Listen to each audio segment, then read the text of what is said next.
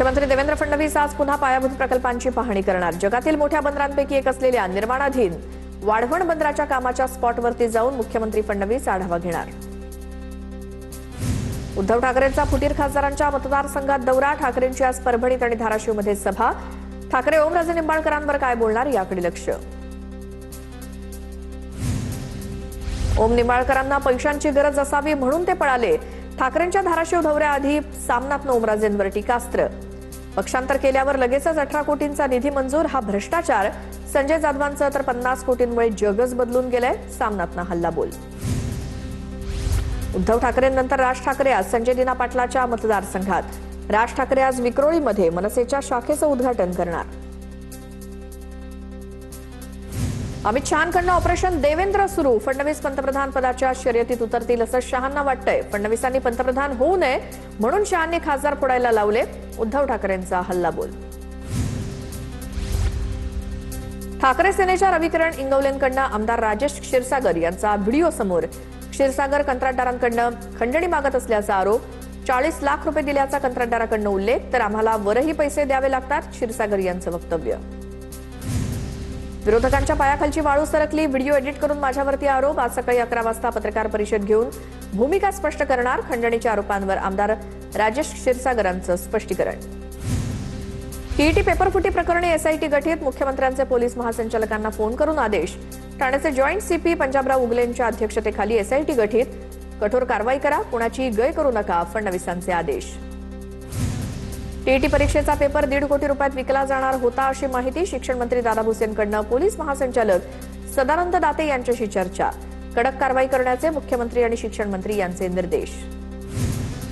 पेपरफुटीच्या प्रकरणामुळे टीईटी परीक्षा रद्द झाल्यामुळे नाशिकमधील 41,000हून अधिक उमेदवारांची परीक्षा लांबणीवर। 101 केंद्रांवरती होणारी परीक्षा पुन्हा पुढे ढकलल्यामुळे उमेदवारांमध्ये नाराजी। परभणीच्या पाथरीत रात्री विनापरवाना छत्रपती शिवरायांचा पुतळा बसवला। शिंदेच्या सेनेचे आमदार सईद खान यांनी पुतळा बसवल्याची माहिती। फुटीर खासदार संजय जाधवांच्या हस्ते आज पुतळ्याचं अनावरण होणार। विनापरवाना पुतळा बसवल्यामुळे पोलीस कारवाईची शक्यता। पुण्यातल्या लोहगड हत्या प्रकरणी नवीन माहिती समोर। सिया आणि चेतननं सोशल मीडियावरील व्हिडिओ बघून केतनला मारण्याचा कट रचला होता, सूत्रांची माहिती। गुगलवरती पर्याय शोधत लोहगडावरनं ढकलण्याचा सरावही केला। केतन अग्रवाल हत्या प्रकरणी लोहगडावर घटनेचं रिक्रिएशन। सिया गोयल आणि चेतन चौधरीला घेऊन पोलीस लोहगडावर। हत्येची घटना कशी घडली याबाबत आरोपींकडनं माहिती घेतली। तुकाराम मुंढेंनी आधी स्वतःचा विभाग स्वच्छ करावा, आमदार अभिजित पाटील यांची प्रतिक्रिया। तुकाराम मुंढेंचा विभाग स्वच्छ झाल्यावर सर्व स्वच्छ होईल, अभिजित पाटलांचं वक्तव्य। राज्यामध्ये आज येलो अलर्ट, वादळी वाऱ्यासह जोरदार पावसाचा इशारा। मुंबई, रायगड, रत्नागिरी, पालघरसह काही जिल्ह्यात जोरदार पावसाचा हवामान विभागाचा अंदाज। मुंबईसह उपनगरात रिमझिम पाऊस। मुंबईत पावसाचा आज येलो अलर्ट, पावसामुळे नागरिकांना उकाड्यापासून दिलासा। मुंबईसह कोकणात 2 जुलैपासून मुसळधार पावसाचा हवामान खात्याचा इशारा। किनारपट्टीवर ताशी 60 किलोमीटर वेगानं वारे वाहण्याची शक्यता, नागरिकांना सतर्क राहण्याचं आवाहन। नाशिक जिल्ह्यात जून महिन्यात अपेक्षित पावसाच्या तुलनेत केवळ 17% पावसाची नोंद, त्यामुळे खरीप पेरण्या खोळंबल्या असून पिण्याचं पाणी आणि बागायती पिकांबाबत चिंता वाढली। अकोल्यातील पातूर तालुक्यात मुसळधार पावसामुळे देऊळगावच्या नाल्यामध्ये एक 4-चाकी वाहन वाहून गेलं। सुदैवानं वाहनात कोणीही नसल्यामुळे मोठी जीवितहानी टळली।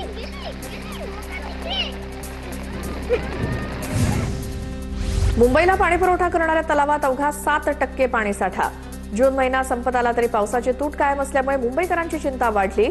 मुंबईकरांना सध्या सरकारच्या राखीव गोठ्यातील पाण्यातनं पुरवठा सुरू। विदर्भात तापमानात घट झाली असली तरी समाधानकारक पाऊस अद्याप झालेला नाही। नागपुरात ढगाळ वातावरण असून हवामान विभागाकडनं पावसाचा अंदाज, मात्र शेतकरी आणि नागरिकांच्या पावसाकडे नजरा। शेतकऱ्यांना पीक कर्ज देण्यास टाळाटाळ करणाऱ्या बँकांवरती कारवाईचा महसूल मंत्री चंद्रशेखर बावनकुळेंचा इशारा।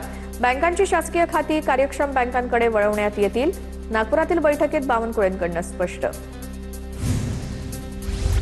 राज्यात मान्सून सक्रिय असतानाही खेड तालुक्यात पावसानं पाठ फिरवली। पावसाअभावी भात, सोयाबीन, भुईमुगासह खरीप पिकांच्या पेरण्या रखडल्यामुळे शेतकरी चिंतेत। संभाव्य पाणी टंचाई रोखण्यासाठी आराखडा तयार करा, पुण्याचे जिल्हाधिकारी जितेंद्र डुडी यांच्या अधिकाऱ्यांना सूचना। तर जुलै ते सप्टेंबर महिन्याच्या कालावधीतच नियोजन करण्याच्या सूचना. पुण्याच्या मुळशीमध्ये कॅनमध्ये डिझेल पेट्रोल देण्यास बंदी असल्यामुळे शेतकरी मेटाकुटीला. शेतकऱ्यांसाठी कॅन बंद किमान 40 लिटर डिझेल देण्याची घोटवडे ग्रामस्थांची मागणी. मुंबईत वटपौर्णिमेला वडाच्या झाडाच्या फांद्या कापल्यास 5,000 रुपयांचा दंड. महानगरपालिकेचा मुंबईकरांना इशारा. फांदीच्या पूजेऐवजी वडाच्या झाडाची प्रत्यक्ष पूजा करण्याचं बीएमसीचं आवाहन.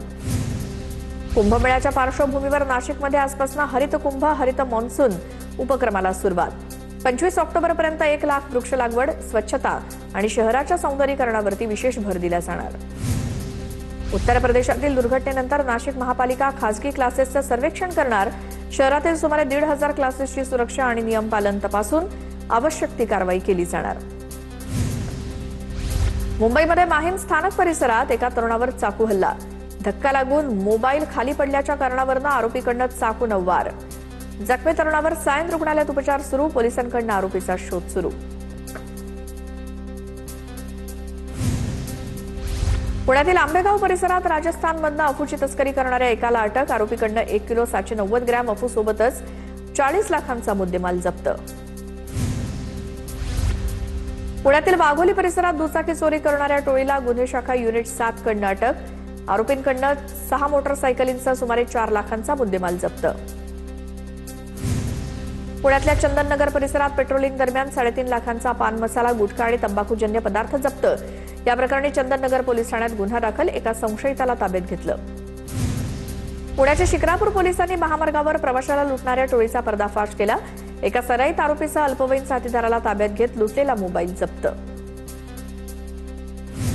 पिंपरी चिंचवडच्या म्हाळुंगेत शेतीच्या वादातनं गोळीबार करून हत्येचा प्रयत्न. 4 आरोपींना पोलिसांकडून अवघ्या 12 तासात अटक. कारवाईत पिस्तूल आणि जिवंत काडतूस जप्त. पुण्यातल्या कोथरूड परिसरात तरुणावरती कोयत्यानं हल्ला. किरकोळ भांडणातनं हल्ला झाल्याची माहिती. कोथरूड पोलिसांकडून तपास सुरू. पुण्याच्या भिगवणमध्ये शेतकऱ्यांच्या मोटारीची केबल चोरणाऱ्या टोळीचा पर्दाफाश. भिगवण पोलिसांकडून 5 जणांची टोळी जेरबंद. दौंडसह अनेक ठिकाणी केबल चोरीच्या गुन्ह्यांची कबुली. चंद्रपूरमधील किडनी तस्करी प्रकरणातील आरोपी डॉक्टर रवींद्रपाल सिंगला 10 दिवसांची पोलीस कोठडी. कोर्टात आरोपीचे वकील आणि पोलिसांच्या वकिलांमध्ये जोरदार युक्तिवाद. सांगलीत प्रियकराच्या मदतीनं पत्नीनंच पतीची हत्या केली. गळा आवळत प्रियकराच्या मदतीनं पतीचा खून. पतीचा झोपेत मृत्यू झाल्याचा बनाव रचत पोलिसांची दिशाभूल. पोलिसांनी दोघांना ताब्यात घेतलं.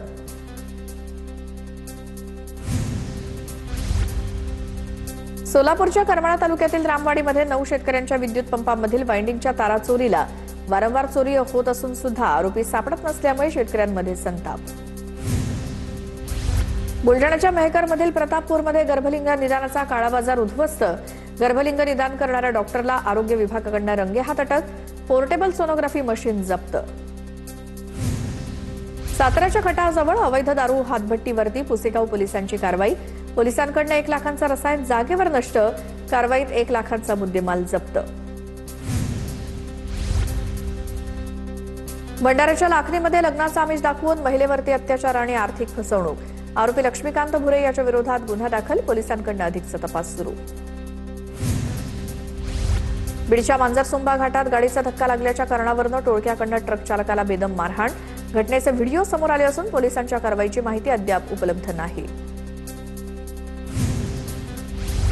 चंद्रपूरच्या बल्लारपुरात संपत्तीच्या वादातनं मुलगा आणि सुनेनं केलेल्या मारहाणीत वृद्धाचा मृत्यू. मृत्यूनंतर मुलगा आणि सुनेविरोधात खुनाचा गुन्हा दाखल. दोन्ही आरोपी फरार. पोलिसांकडून शोध सुरू. जळगावच्या आव्हानात लाकडी दांड्याचा मार लागल्यामुळे 6 वर्षांच्या चिमुकल्याचा मृत्यू. 2 जणांच्या वादात दांडक्याचा वार चुकल्यामुळे चिमुकल्याला बसला. पोलीस ठाण्यात सदोष मनुष्यवधाचा गुन्हा दाखल.